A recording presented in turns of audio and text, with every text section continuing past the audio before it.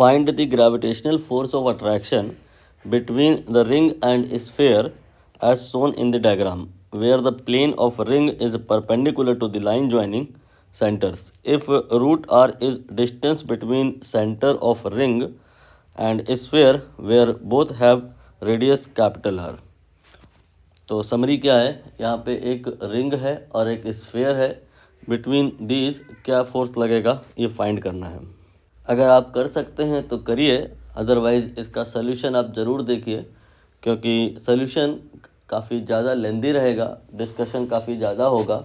उसका कारण ये है कि लोग यहाँ पर भेड़ चाल फॉलो कर रहे हैं, कोई एक ने जैसे कर दिया वो सारे लोग वैसे ही कर रहे हैं, और फिर आखिरी में चीज़ें जस्टिफाई नहीं हो रही है तो बोल दे रहे हैं कि यहाँ पे सिमेट्री है इसलिए हो जा रही है।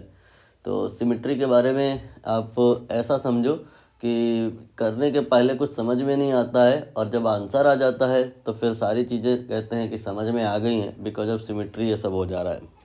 तो देखिए, कहानी ऐसी है कि जो न्यूटन्स लॉ ऑफ ग्रेविटेशन होता है वो तो आप सारे लोग जानते हैं कि बिटवीन 2 पॉइंट मास होता है, डिस्टेंस इनके बीच में अगर r है तो फोर्स लगेगा Gm1m2/r², और ये अगर पॉइंट मास ना हो, इंस्टेड ऑफ पॉइंट मास ये स्फेयर्स हों तो भी लग जाता है।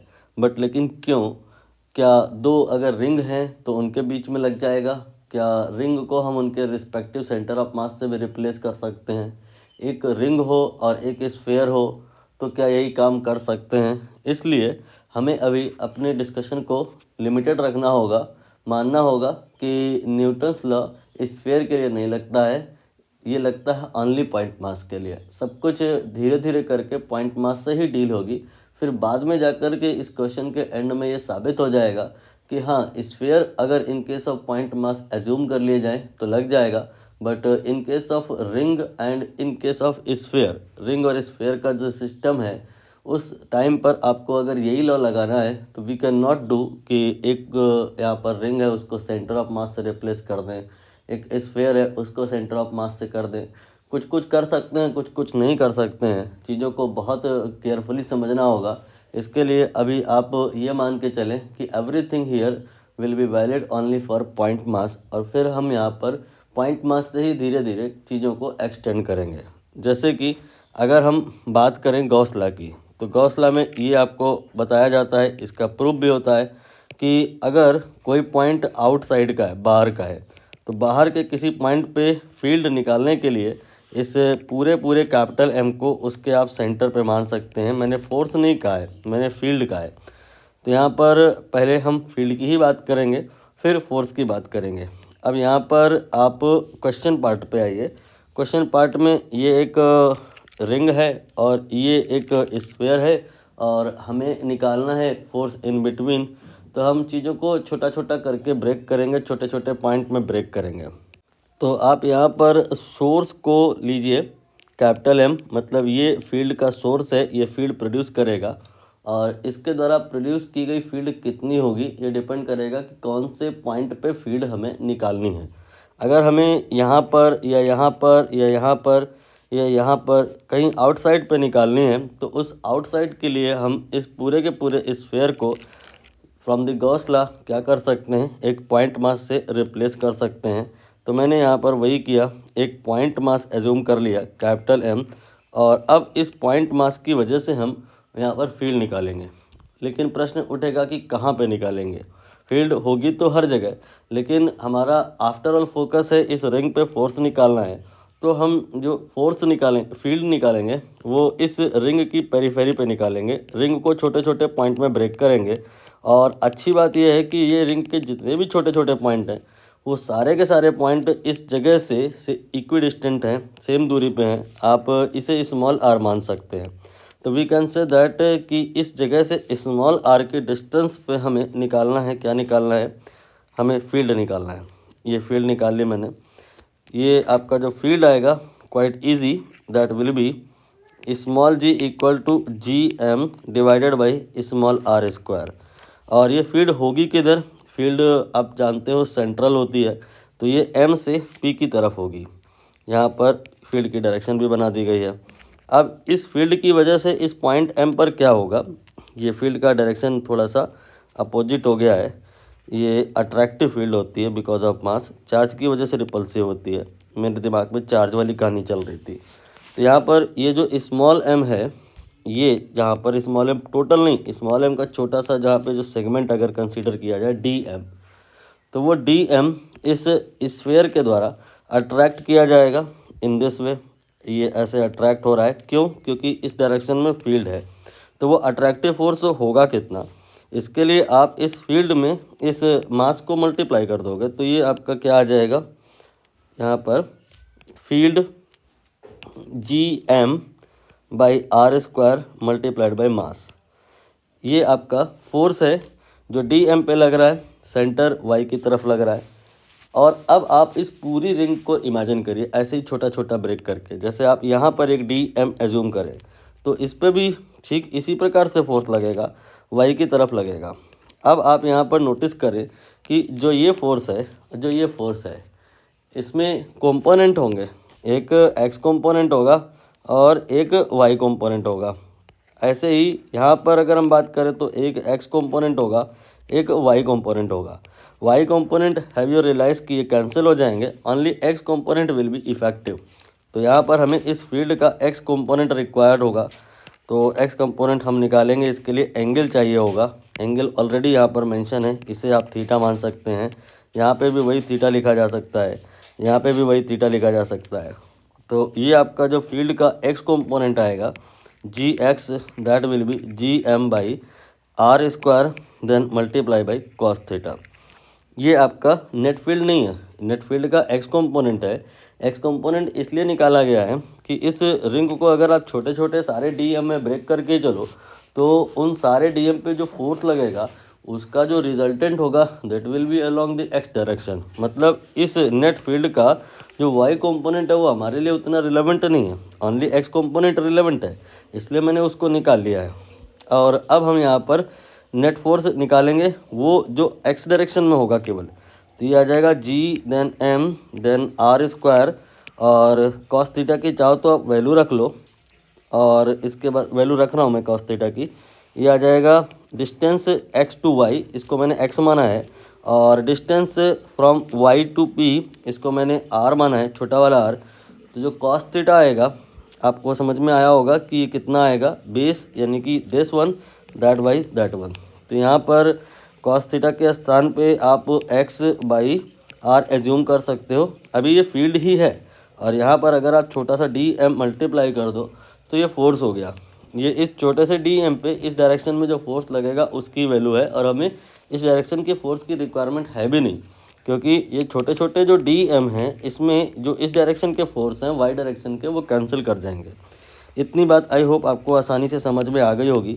और हमें चाहिए नेट फोर्स, तो नेट फोर्स निकालने के लिए हम इन्हीं छोटे छोटे डी एम को जोड़ देंगे, छोटे छोटे डी एम पे लगने वाले फोर्स को जोड़ देंगे। तो जो एफ आएगा नेट, इसके लिए हमें इस कहानी को ऐड करना होगा। इस कहानी को ऐड करते समय आप नोटिस करिए कौन कौन सी चीज़ें चेंज नहीं करेंगी। देखिए ध्यान से, कोई भी चीज़ नहीं चेंज करेगी। जैसे यहाँ पर हम बात करें या यहाँ पे बात करें, दोनों जगह एक्स की वैल्यू रूट आर ही है, और दोनों जगह स्मॉल आर की वैल्यू ये आप निकाल लो, यहाँ पे चाहे यहाँ पे ये 3r ही आएगी। तो न तो एक्स चेंज कर रहा है न स्मॉल आर चेंज कर रहा है, so this factor here will be treated like constant. तो G M then X divided by R cube, and D M का यहाँ पर इंटीग्रेशन हो जाएगा। तो जो नेट फोर्स आएगा that will be ji M then इसके बाद में एक्स देन इसके बाद में R cube, sorry R cube था, यहाँ पे मैंने स्क्वायर लिख दिया है, एंड देन इसके बाद में टोटल डी एम जुड़ करके एम हो जाएगा। तो ये नेट फोर्स आ गया। और अब आप इसे लिख सकते हैं G M M then divide by R cube and multiplied by x. Value put कर लेंगे, जैसे कि एक्स की वैल्यू अगर हम रख लें रूट आर और स्मॉल आर की वैल्यू रख लें 3r, तो आंसर आ जाएगा। लेकिन अभी क्वेश्चन ख़त्म नहीं हुआ है, यहाँ पर काफ़ी कुछ अभी भी सीखने को है। जैसे कि ये आप जो कहानी कर रहे हैं इससे आपको कुछ लर्निंग मिला है। जैसे कि ये जो फोर्स आया है इसको आप लिख सकते हैं कैसा, ये m इसको पहले लिख लो और ये वाले m को बाद में लिख लो। तो ये आ जाएगा G M divided by R cube and इसके बाद में ये आ जाएगा कैपिटल एम और ये हो गया एक्स।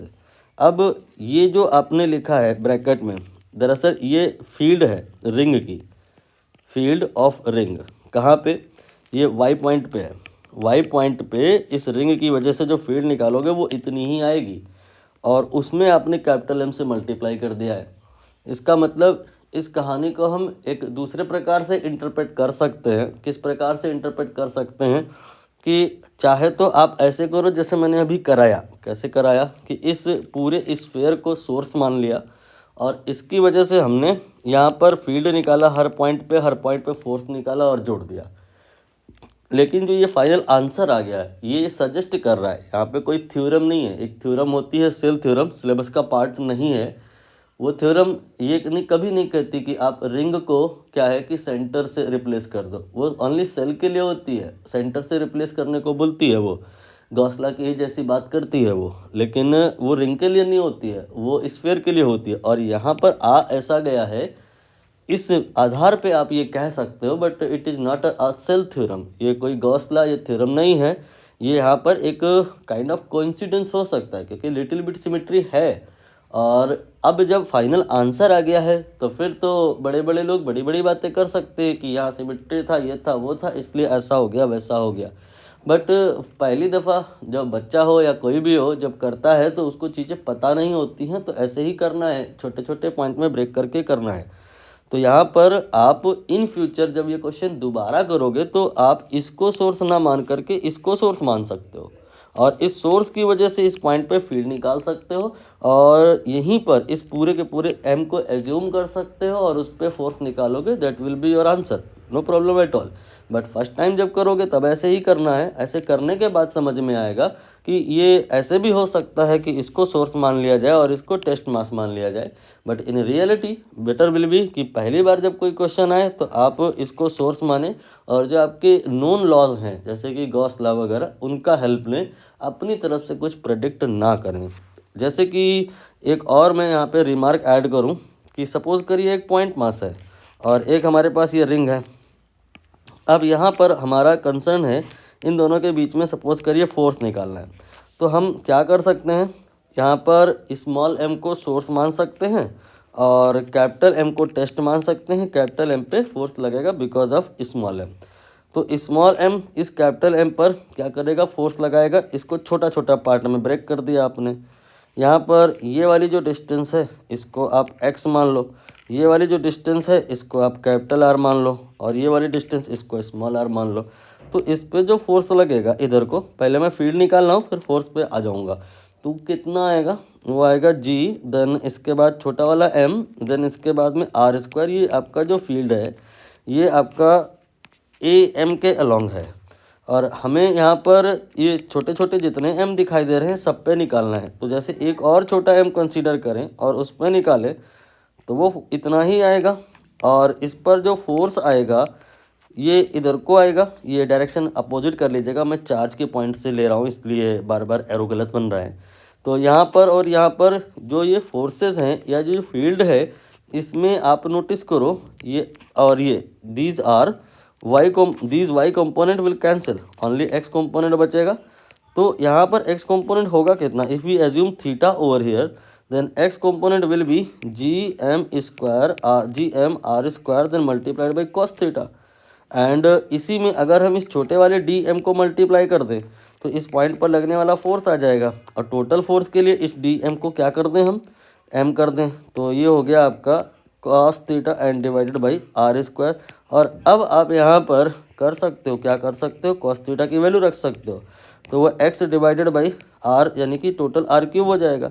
और जब ये आ जाएगा तब फिर आप इसको दूसरे वे में भी इंटरप्रेट कर सकते हो जो यहाँ पर आसानी से समझ में आ जाएगा कि ये हो गया GM, देन इसके बाद में x बाई R³ एंड इसके बाद में मल्टीप्लाइड बाई m। ऐसे इंटरप्रेट करने से का क्या बेनिफिट हुआ कि अब आपने ये जो लिखा है ये है फील्ड, किसका फील्ड है, ये रिंग का है और किसकी वजह से है, सॉरी फील्ड ऑफ रिंग है, कहाँ पर है, पॉइंट A पर।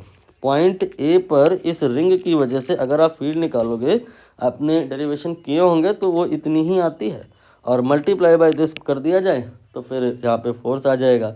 मतलब इस स्टोरी में आप ऐसा कह सकते हो कि चाहे इसकी वजह से फील्ड निकाल लो और चाहे इसकी वजह से निकाल लो, कोई अंतर नहीं आएगा, क्योंकि कहीं ना कहीं न्यूटन थर्ड लॉ भी बैकएंड में सपोर्ट कर रहा है, इक्वल एंड अपोजिट होता है। लेकिन सावधानी रखनी है, फील्ड जब हमने निकालनी होती है तो एक पॉइंट रिक्वायर्ड होता है। तो अगर हम इसकी वजह से फील्ड निकालेंगे तो बात आएगा कि कहाँ पे निकालें। तो असली में तो इन छोटे छोटे पॉइंट्स के ऊपर निकालना है। फिर जब पूरी पिक्चर हो जाती तब समझ में आता है कि अगर हम यहाँ पर भी निकालते तो चल जाता, लेकिन यहाँ नहीं चलेगा। यहाँ पर स्फीयर नहीं है, स्फीयर के केस में ये संभव था, यहाँ रिंग के केस में नहीं चलेगा। रिंग के केस में जो अगर आप सोचो कि हम इसकी वजह से यहाँ पे फील्ड निकाल लें और इस पूरे के पूरे एम को यहाँ पे एज्यूम कर लें और फिर फोर्स निकाल लें, बिल्कुल नहीं आएगा। तो आफ्टर ऑल सजेशन क्या है कि आपको जितनी चीज़ें पता हैं उतनी ही की हेल्प लें।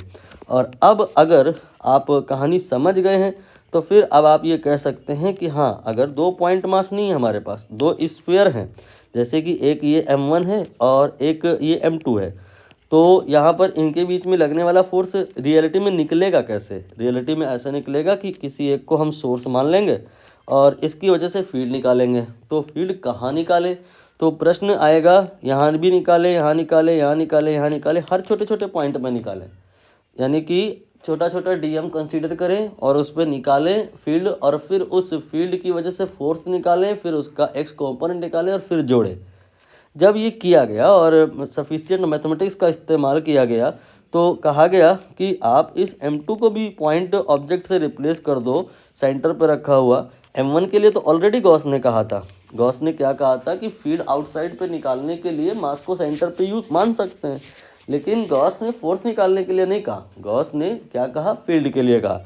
बट मैथमेटिक्स लगा करके जो फोर्स के लिए है वो भी कहा गया क्या कि आप m2 को सेंटर पे मान सकते हैं, लेकिन only in case of sphere, ring के लिए नहीं। तो यहाँ पर आप अगर इस रिंग को इस जगह पर मान रहे हो कंसंट्रेटेड तो बात बनेगी नहीं, क्योंकि मार्केट में जो सल्यूशन रहते हैं उसमें लोग ऐसे करते हैं कि इस रिंग की वजह से इस पॉइंट पे मान लेते हैं कि कितना आएगा फील्ड, और कैपिटल एम को इसी पॉइंट पे एज्यूम करके फोर्स निकालते हैं।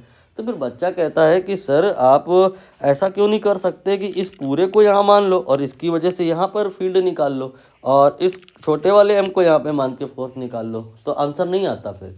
इसलिए कहा गया कि जितनी थ्योरम है बस उतनी ही आप अप्लाई करें।